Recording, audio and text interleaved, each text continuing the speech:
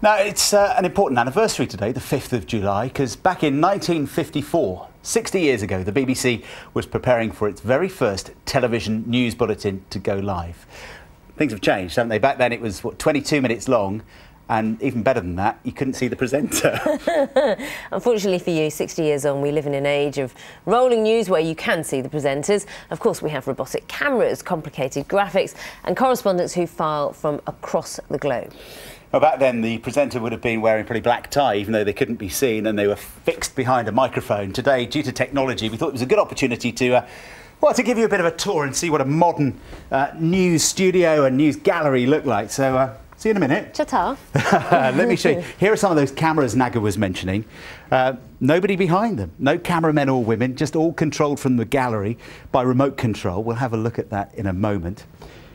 And here's Kevin, our floor manager, who's making sure we behave on the sofa. Morning, Kevin. Absolutely. Busy day? Busy day, yeah. We've had a few guests and lots of OBs, so it's been a fairly busy morning. It's ticked over. And you have to bring people in and make sure they're on the right side. And make sure they behave themselves and they're on the right side of the presenters. Have we been good?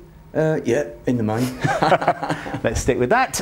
Let's come out here as well, because when we used to be at Television Centre in London, the studio was what it felt like miles from the production area. But here in Salford, since we moved here a couple of years ago, we walked right out into the newsroom, and here on the wall is a reminder of some of the days of BBC News, the history of BBC News. You've got a picture there of Moira Stewart, the moon landings. But here we've got a picture from the very first edition of Breakfast, 30-something years ago, with Frank Bough and Selina Scott. And here in the newsroom are some very excited people, because these guys have been up all night, our production team. Morning. Morning. And they're about to go to bed. In an hour's time, you will all be asleep.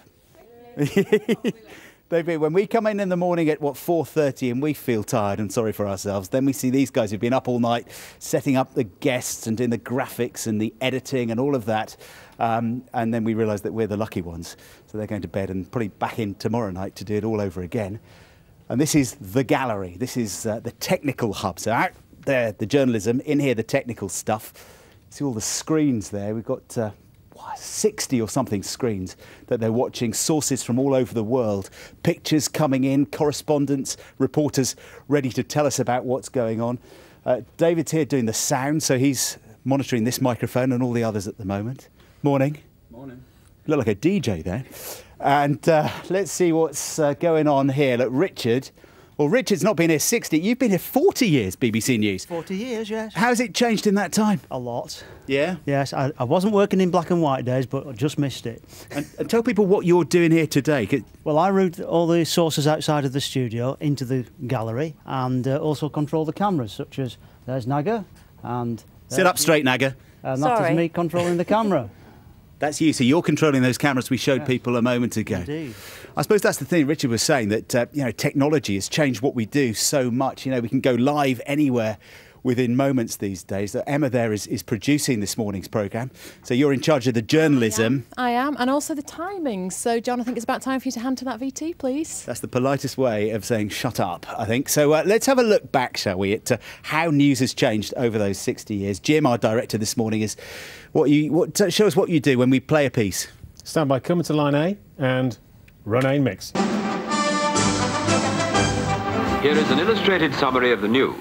The Queen received the Right Honourable Sir Anthony Eden MP in audience this morning and offered him the post of Prime Minister and First Lord of the Treasury. This is a block of privately owned flats in the Twilight Slum clearance area of Hackney. How many of you use that bath? 4 of us, and then I lend it to other people as well. The death of John F. Kennedy happened in Dallas at 12:25. I've seen 2 wounded men carried along the street in the last 5 minutes, but I don't even know whether they're Americans, ARVN or Viet Cong. Zoom. Less than 30 seconds, VT3. And super. Blue super, cue Bob. The Deutschmark, at the centre tonight of a European money crisis.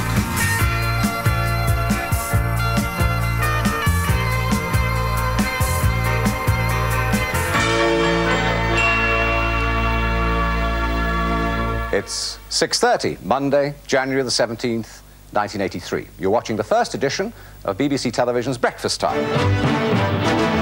The 6 o'clock news from the BBC with Sue Lawley and Nicholas Witchell. Good evening. The headlines from the BBC World Service. News can break anywhere in the world at any time. John Simpson, BBC News, Johannesburg. The BBC's new W1 building in the heart of London is spectacular. It's a view that we share with our audience every day, but today a unique moment with a very special royal guest.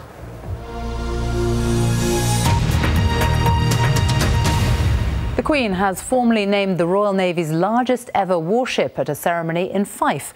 A bottle of whiskey was smashed on the hull of the ship named in her honour. But now, BBC One, it's time for the news where you are. Have a good night.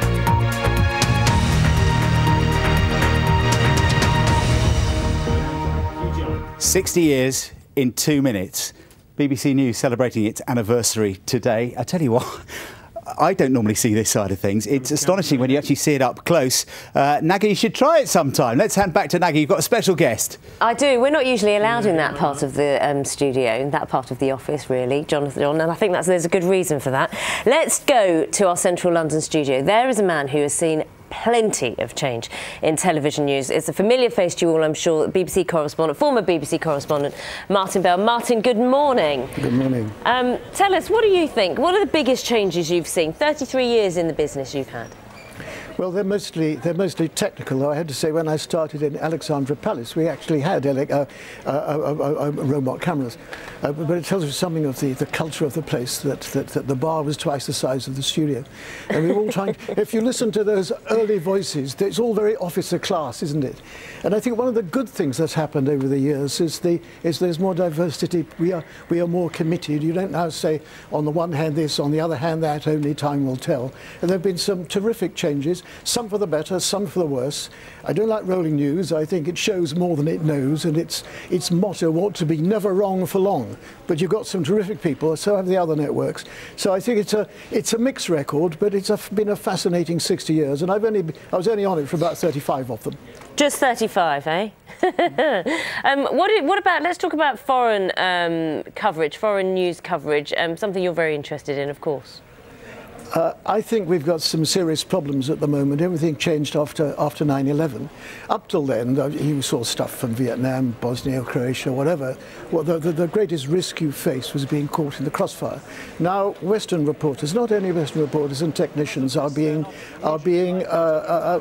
targeted, ransomed. And what's happened is the journalists have withdrawn from the real world. You don't see much. You've got no idea what's going on, for instance, in much of Iraq at the moment, and it's become a bit inauthentic.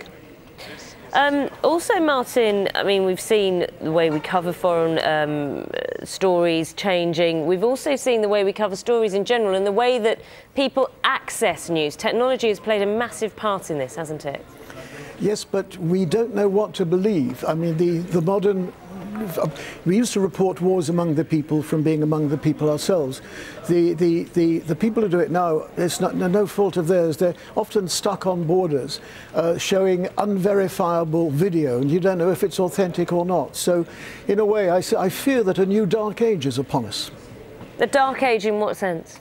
In that we have this fantastic technology, but it's got so dangerous to work in so many countries that people have withdrawn to rooftops, what I call rooftop television, and fortified green zones, but they can't get out and about as much as we used to.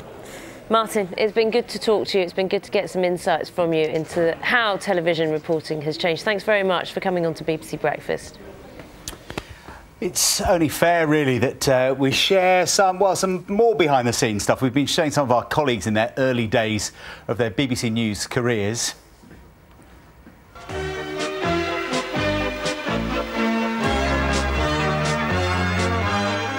Welcome to Working Lunch. We've got a new look and a couple of new faces. Another bad day for your shares, though. We'll bring you the latest. Plus... Well, today, News West isn't just delivering news, we're also delivering letters. The Conservatives have always been the biggest political group here at Bristol University, and they've produced some pretty big names like... I'm glad your ties have improved. Do you think they have?